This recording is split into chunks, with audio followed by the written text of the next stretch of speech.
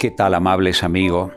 Es un placer, como siempre, compartir el estudio del libro del Apocalipsis, las revelaciones de Jesucristo. Hasta acá ya hemos estudiado 26 temas.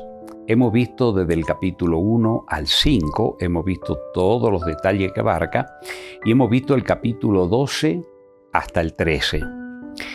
Hemos dejado para comenzar ahora con el capítulo 6. Alguien dirá, ¿pero acaso la Biblia no está escrita de manera cronológica? No, está escrita de una manera circular, es decir, sobre clima y reclima. O sea, por ejemplo, hemos estudiado las 7 iglesias, que son la revelación que Jesucristo le hace a Juan, después de presentarse en el capítulo 1 y le revela las cosas que han sido, las que son y las que serán después de esta. Y a través de las 7 iglesias nosotros hemos visto que Dios va revelando cómo se iba a desarrollar la iglesia cristiana en el comienzo de la misma, desde la iglesia apostólica, la iglesia de Éfeso, Esmirna, el periodo de la gran persecución de la Roma imperial, luego la iglesia de Pérgamo, cómo la iglesia se corrompería en Roma, y así sucesivamente hasta llegamos a la última iglesia de Laodicea, que abarca ya el momento que el Señor Jesús vendrá en gloria. Ahora vamos a estudiar los 7 sellos. Vamos a ver que Dios trabaja sobre clima, reclima, o sea, ahora en los 7 sellos, Jesús le va a explicar a Juan exactamente los mismos periodos de las 7 iglesias, solamente que con detalles importantes. Ya hemos visto que Dios utiliza una metodología en la enseñanza divina, que la repetición es la madre del saber, para que nadie diga que estos son interpretaciones antojadizas, porque es verdad. Hay mucha gente que toma la Sagrada Escritura y saca pasajes del contexto y le hace decir lo que la Biblia no quiso decir. Pero al estudiar vez tras vez, Dios va repitiendo una verdad para que ésta vaya quedando clara en la mente. Así que con este pensamiento vamos a comenzar a estudiar ahora los 7 sellos. Pero acá viene la pregunta. Vamos a volver a recordar, porque en el capítulo 5, antes de entrar a los 7 sellos, hemos visto cómo en el trono de Dios está el Padre sentado con un libro. Hemos visto cómo nadie en el cielo ni en la tierra podía abrir los sellos de ese libro, pero cómo finalmente se le dice a Juan, el Cordero que fue inmolado, él tiene la potestad para abrirlo. Por eso es que acá en el capítulo 5 leemos el versículo 9 y 10. Y cantaban un nuevo cántico diciendo, digno eres de tomar el libro y de abrir su sello, porque tú fuiste inmolado y con tu sangre nos has redimido para Dios de todo linaje, lengua, pueblo y nación, y nos has hecho para nuestro Dios reyes y sacerdotes, y reinaremos sobre la tierra. ¡Qué hermoso! ¿Quiénes están hablando, cantando este canto hermoso en el cielo? Son los 24 ancianos. Ya estudiamos cuando estudiamos el capítulo 5, son aquellos que el Señor Jesús se llevó cuando resucitó de los muertos. Ahí en San Mateo capítulo 27 habla cómo los sepulcros se abrieron y cuando el Señor ascendió en gloria, aquellos hijos de Dios que habían muerto, Dios los llevó para que ministren con Él en el santuario celestial. Allí también está Elías, que fue llevado sin ver la muerte, está el patriarca Enoc, que fue llevado antes del diluvio universal, y está Moisés, que murió en la cumbre del monte Nebo, pero el apóstol Judas explica que Jesús lo resucita. Así que por lo tanto, amigos míos, ahí tenemos entonces la explicación, que el que revela esta verdad de los 7 sellos es el propio Señor Jesucristo. Él le hizo mostrar a Juan a través de símbolo y de figura. Ya hemos estudiado también, al ver las llaves del Apocalipsis, que los símbolos que aparecen acá tienen un significado, que la misma Biblia se encarga de explicar el significado que tiene estos símbolos. Por ejemplo, muchas personas al leer estos símbolos no entienden. Y si no quieren entender porque no quieren y quieren interpretar a su manera las cosas, lo hacen de una manera. Por supuesto, Dios en su omnisciencia supo ocultar a los poderes que se iban a oponer a la voluntad de Él a través de estos símbolos y figuras para que ellos mismos no destruyan la Sagrada Escritura. Pero aquellos que son sinceros de corazón y que buscan a Dios de todo corazón, todas las cosas nos son reveladas. Por ejemplo, si nosotros vamos recordando lo que termina el libro de Daniel en el capítulo 12, dice ahí desde el verso 8, y yo oí mas no entendí, y dije, Señor mío, ¿cuál será el fin de estas cosas? Él respondiendo, anda Daniel, pues estas palabras están cerradas y selladas hasta el tiempo del fin. Noten, el ángel Gabriel le dice a Daniel, todo lo que tú revelaste, todo lo que tú escribiste, todo lo que el Espíritu te dio para que tú expliques, todo eso recién se lo va a comprender en el tiempo del fin.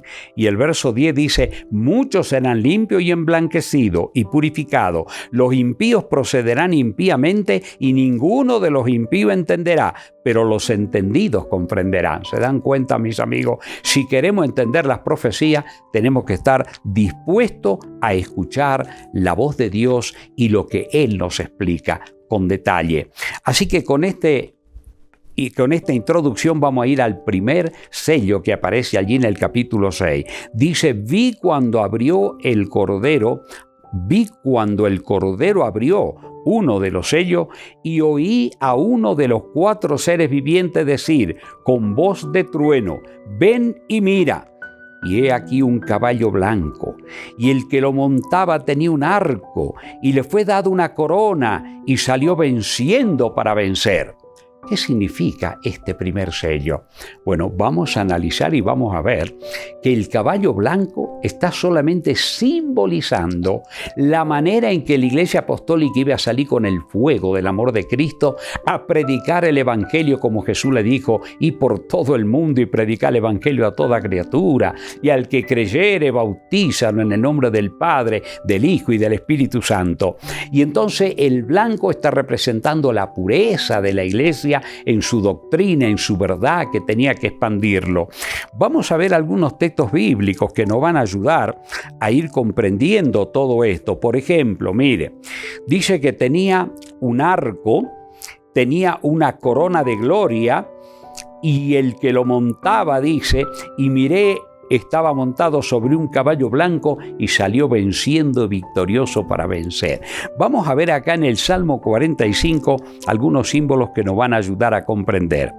Dice en primer lugar, eres el más hermoso de los hijos de los hombres. Estoy con el versículo 2. La gracia se derramó en tus labios, por tanto Dios te ha bendecido para siempre. ¿A quién Dios le habla esto? Miren lo que sigue diciendo. Dice, ciñe tu espada sobre el muslo, oh valiente, con tu gloria y con tu majestad. En tu gloria sé prosperado. Cabalgas sobre palabra de verdad, de humildad y de justicia, y tu diestra se enseñará cosas terribles. Tus saetas agudas con que caerán pueblos debajo de ti, penetrarán en el corazón de los enemigos del rey. Mis amigos, miren esta figura tan hermosa. Dios le está hablando a sus hijos que tienen que proclamar la verdad, tienen que cabalgar, tienen que salir con un fuego a hacer esta obra. Dice que lanzarán las saetas, las cuales penetrarán en el corazón de los enemigos del rey. ¿Qué significa todo esto? En primer lugar, la espada que manejan los hijos de Dios es la misma que maneja Jesús. ¿Cuál es? En Hebreos capítulo 4, versículo 12 leemos, porque la palabra de Dios es viva y eficaz, y más cortante que toda espada de 2 filos, y penetra hasta partir el alma, el espíritu, las coyunturas, los tuétanos, y discierne los pensamientos y las intenciones del corazón. Miren qué hermoso. Esa es la espada de los hijos de Dios. No es una espada para matar, sino una espada para convertir, para matar el mal, el pecado que hay en la vida de la persona. Por eso dice acá que estas saetas profundizarán el corazón de los enemigos del rey. La pregunta es, ¿y quiénes son los enemigos del rey? Vamos a preguntarle también. Vamos a ir a la carta a los Romanos, capítulo 5, miren, desde el verso 8 en adelante. Mas Dios muestra su amor para con nosotros, en que siendo aún pecadores, Cristo murió por nosotros, pues mucho más estando ya justificado en su sangre, por él seremos salvos de la ira, porque si siendo enemigos fuimos reconciliados con Dios por la muerte de su Hijo, mucho más estando reconciliados seremos salvos por su vida. Amigos queridos, ¿qué nos está diciendo esto? La iglesia cristiana salió lanzando las flechas del amor de Dios al corazón de los pecadores. O sea, todos nosotros, sin excepción, somos pecadores. todos nacemos en este mundo con pecado, con propensión e inclinaciones equivocadas. Pero ¿a qué vino Jesús? Él vino a salvarnos porque Dios nos quiere tener de vuelta en su trono eterno. Dios quiere restaurarla a la tierra, ya le hemos dicho, y todo eso lo explica el glorioso Evangelio. Lo que pasa es que Satanás, el enemigo de Dios, se ha encargado de eclipsar la gloria de estas verdades para darnos a nosotros solamente un promedio de vida en esta tierra, que es Dios el que nos da, por supuesto, la vida, no es el diablo, pero Él agarra y maneja esta vida de tal manera que pensemos solamente que no hay otra. Disfrutemos, gocemos, hagamos lo que querramos, total, después de esta ya no hay otra. Aprovecha, gaviota, que de esta no hay otra. Hay un dicho, no señor, no es así. Dios tiene el reino eterno, esta vida es solo un soplo. En una parte del libro de Job la compara como una sombra. ¿Se imaginan algo más insustancial que una sombra? Pero mis amigos queridos, el flechazo del amor divino llega a nuestros corazones para que nosotros podamos comprender. Ahora, nosotros lanzamos la flecha de la predicación del amor de Dios a través de su palabra, pero ¿quién se encarga de penetrarla en el corazón y en la mente para que un alma sincera pueda discernirla y pueda comprenderla? El Señor Jesucristo lo explica eso muy bien también en el Evangelio de Juan. Por ejemplo, si nosotros vamos al Evangelio de Juan, allí nos encontramos con el capítulo 16, el verso 7 y 8. Pero yo os digo la verdad, os conviene que yo me vaya, porque si no me fuere, el Consolador no vendrá a vosotros, mas si me fuere, os lo enviaré. Y cuando Él venga, convencerá al mundo de pecado, de justicia y de juicio. Amigo querido, ¿saben por qué? Porque realmente, mis amados, todos nosotros somos pecadores, pero el poder del Espíritu de Dios, sin tocar nuestro libre albedrío, nos va mostrando las gloriosas verdades de la palabra de Dios, que nuestro origen es divino y todo aquello para que nosotros nos convenzamos. Y por último, hermano, al desarrollar este sello, ¿qué significa la blancura del caballo? Por ejemplo, si nosotros vamos al libro de Eclesiastés, allí nos encontramos con el capítulo 9 y el versículo 8. En todo tiempo sean blancos tus vestidos y nunca falte ungüento sobre tu cabeza. ¿Qué significa esto? En todo tiempo sea blanco tu vestido. Está hablando justamente de la justicia de Cristo, porque nosotros somos pecadores, pero la justicia de Él es la que nos cubre. Fíjense en el hermoso texto que está en Isaías, el capítulo 61, el versículo 10. En gran manera me gozaré en Jehová, mi alma se alegrará en mi Dios, porque me vistió con vestiduras de salvación, me rodeó de manto de justicia, como a novio me atavió y como a novia adornada con sus joya. Sí, mis amigos. O sea, el blanco del caballo que cabalgaba en la proclamación gloriosa del Evangelio está representando la justicia de Cristo, la pureza que Él nos otorga. Miren cómo lo explica también Él cuando le habla a la iglesia de la Odisea en el capítulo 3, verso 18. Por tanto, yo te aconsejo que de mí compres oro refinado en fuego, para que seas rico, y vestiduras blancas para vestirte, y que no se descubra la vergüenza de tu desnudez, y unge tus ojos con colirio para que veas. Estas tres medicinas nos dan la hora final, ¿verdad? El oro afinado con fuego, ya lo hemos explicado, ahí está en la iglesia, ¿verdad?, de Éfeso, y estamos, la iglesia de la Odisea, y ahí está justamente, ¿verdad?, el significado que representa la fe y el amor de Jesús.